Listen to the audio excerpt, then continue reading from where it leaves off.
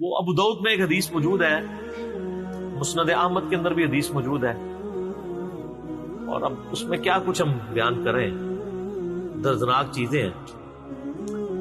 ایک تو ان روایتوں کے اندر درد ہے، اور پھر جو محدثین لکھ رہے ہیں نا، انہوں نے جو کچھ اس کے ساتھ یعنی انجینئرنگ کرنے کی کوشش کی ہے نا، وہ بھی بڑا خطرناک ہوا.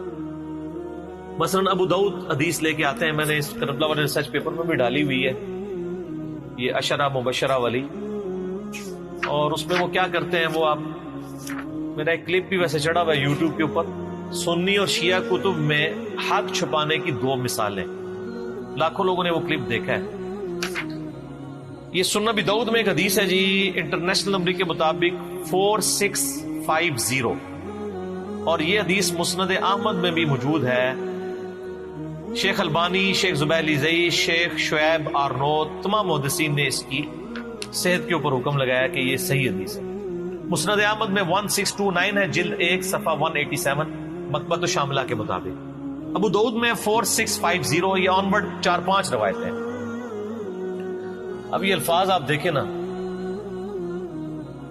تابعی کہتے ہیں سیدنا ابن حارث، وہ کہتے ہیں کہ میں فلاں شخص کے ساتھ کوفے کی مسجد میں بیٹھا ہوا تھا.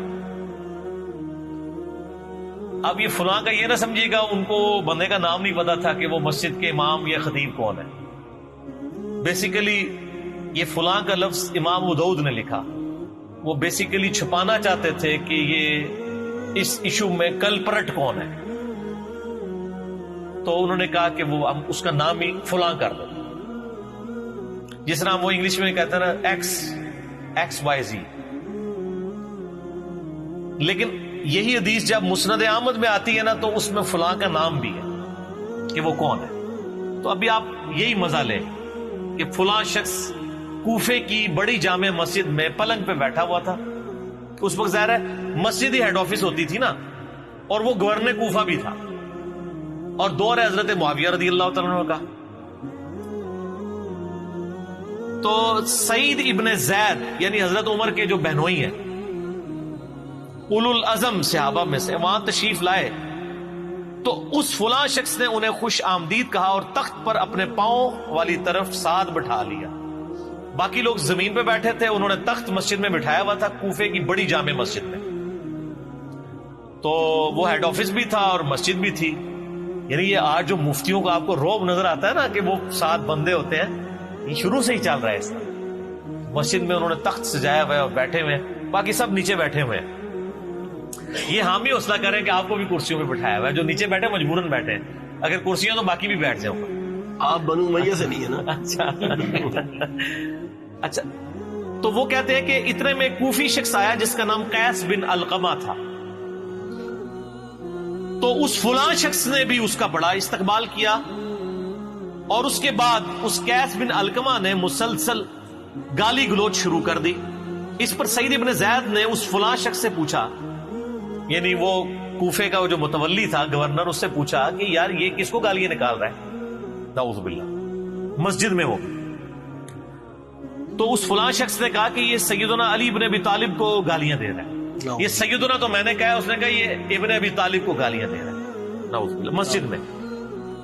تو سیدنا سعید ابن زید نے کہا افسوس، میں دیکھ رہا ہوں کہ تمہارے سامنے اصحاب رسول کو گالیاں دی جاتی ہیں اور تم اس جرم کو نہ تو برا سمجھ رہے ہو نہ ہی منع کر رہے ہو. اللہ، جبکہ میں نے خود نبی صلی اللہ علیہ وآلہ وسلم کو یہ فرماتے ہوئے سنا ہے، اور میں کوئی من گھڑت بات آپ کی طرف منسوب نہیں کروں گا کہ قیامت میں نبی علیہ السلام سے ملاقات ہو تو مجھے شرمندگی اٹھانی پڑے کہ میں نے آپ کی طرف کوئی غلط بات منسوب کر دی. میں نے خود نبی علیہ السلام سے سنا تھا کہ آپ نے فرمایا کہ ابو بکر جنت میں ہے، عمر جنت میں ہے، عثمان جنت میں ہے، علی جنت میں ہے، طلحہ جنت میں ہے، زبیر جنت میں ہے، سعد ابن ابی وقاص جنت میں ہے، اور عبد الرحمن بن عوف بھی جنت میں ہے. اور اگر میں چاہوں تو 10ویں خوش نصیب کا نام بھی بتا سکتا ہوں. ادھر انہوں نے 9 نام بتائے اور 9 میں سے 8 صحابہ ہیں اور ایک نبی علیہ السلام ہے، اور وہ کہتے ہیں میں 10ویں کا نام نہیں بتاتا اس والی یعنی طریق کے اندر جو ہے ابو عبیدہ ابن جرح کا نام نہیں ہے. پھر سعید ابن زید خاموش ہو گئے تو کوفے کی مسجد میں آوازیں بلند ہوئی کہ بتائیں وہ 10واں آدمی کون. تو انہوں نے کہا 10واں شخص میں ہوں، سعید ابن زید. انہوں نے عاجزی کی، اپنا نام نہیں بتانا چاہتے تھے.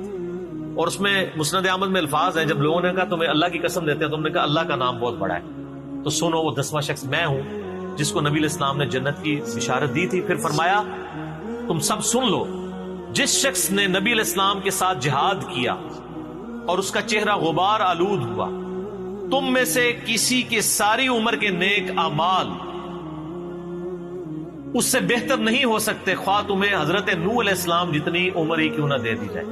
950 سال بھی تم لگے رہو نا، تو جو حضور کا ساتھی تھا اور وہ جہاد میں شریک رہا اور اس کے چہرے پہ صرف مٹی لگ گئی، یہ تو عام بندے کی بات ہو رہی ہے. مولا علی نے تو جنگیں جتائی ہوئی ہیں. بے شک سر مولا علی تو بات ہی کوئی نہیں، وہ تو گل ہی کچھ اور ہے.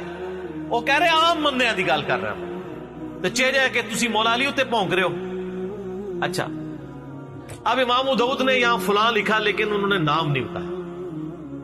لیکن ضمیر تو انسان کو ملامت کرتا ہے نا. آپ اندازہ کریں کہ یہ چیپٹر تھا خلافت کا جدھر انہوں نے یہ حدیث لی اور اس میں یہ سارے ٹاپک ڈسکس کر رہے ہیں. اچانک نا یہ ساری حدیثیں لکھنے کے بعد نا ایک حدیث لے آتے ہیں وہاں.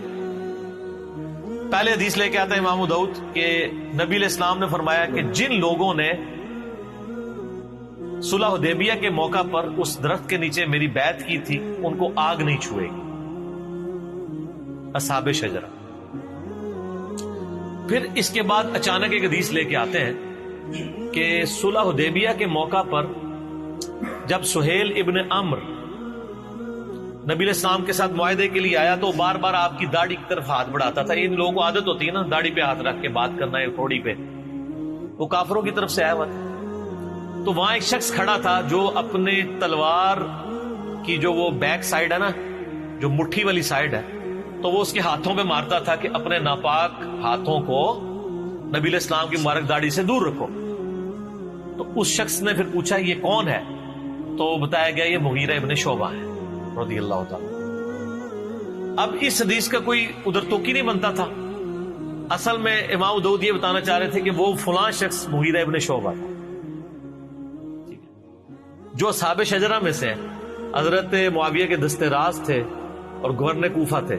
یہی حدیث مسند احمد میں جب آئی ہے 1629 جلد 1 صفحہ 187 مکتبۃ شاملہ کے مطابق، اس میں تو واضح الفاظ ہیں کہ وہ کہتے ہیں کہ میں جو وہ کوفے کی جامع مسجد میں گیا تو وہاں پہ مغیرہ ابن شعبہ بیٹھے تھے اور اسی طریقے سے ان کے سامنے جو ہے نا وہ گالیاں شروع ہو گیا قیس بن علقمہ. اور وہاں پہ یہ بھی الفاظ ہیں کہ انہوں نے 3 دفعہ کہا اوئے مغیرہ اوئے مغیرہ اوئے مغیرہ. تو نبی کا صحابی ہو کے یہ کام کروا رہا ہے اپنے سامنے. چلو کسی اور بندے کو تو زیب دیتا. یہ سر کوئی ایرانڈ فڈڈ لوگ نہیں تھے جو صحابہ کرام پہ لعنت کروا رہے تھے مسجد میں بیٹھ کے. یہ وہ لوگ تھے جن کے آپ جھوٹے دفاع کریں. اور یہاں پہ تو اوئے مغیرہ ہے نا. دوسرے طریق جو ہے نا سنن نسائی الکبریٰ کے اندر سنن ابی داؤد میں یہ ڈیٹیل میں نے سارے اس ریسرچ پیپر میں واقعہ کربلا کا حقیقی پس منظر 72 صحیح الاسناد احادیث کی روشنی میں اکثر احادیث بخاری مسلم سے جمع کی 200 روایتیں آپ ڈاک میں مفت منگوا سکتے ہیں. +923215900162 موبائل نمبر ہے. صبح 9 سے ظہر تک اور شام کو عصر سے مغرب تک آپ رابطہ کریں اس نمبر کے اوپر. فری ڈاک آپ کے گھر یہ ریسرچ پیپر 200 روایتوں پہ مشتمل آ جائے گا. اہل سنت کی حدیث کی کتابوں سے، حکمرانوں کی تاریخ نہیں. اس میں میں نے یہ سارے طرق جمع کیے. ایک اور جگہ ہے کہ اس ظالم کو دیکھو کہ یہ مسجد میں کس طرح کے کام کروا رہا ہے، سیدنا علی کے اوپر یعنی لعنت کروا رہا ہے. اور کئی ایک طریقہ یعنی، لیکن یہ میرا پھر دل دکھتا ہے، میں پھر اپنے جذبات پہ قابو نہیں رکھ سکوں گا. میں نے صرف عشرۃ مبشرۃ بالجنہ کے تحت یہ روایتیں بیان کر دی ہیں. باقی آپ اس کو دیکھ لیں. تو بیسیکلی انہوں نے وہ 10 صحابہ کے جنتی ہونے والی حدیث اس لیے سنائی کہ تم جنتی شخص کے اوپر لعنت کروا رہے ہو مسجد میں بیٹھ کے. ٹھیک ہے. تو حضرت سعید ابن زید نے ان کو روکا. تو یہ آخری وقت تک یعنی اس طرح کی چیزوں کے مخالفت کرتے ہیں.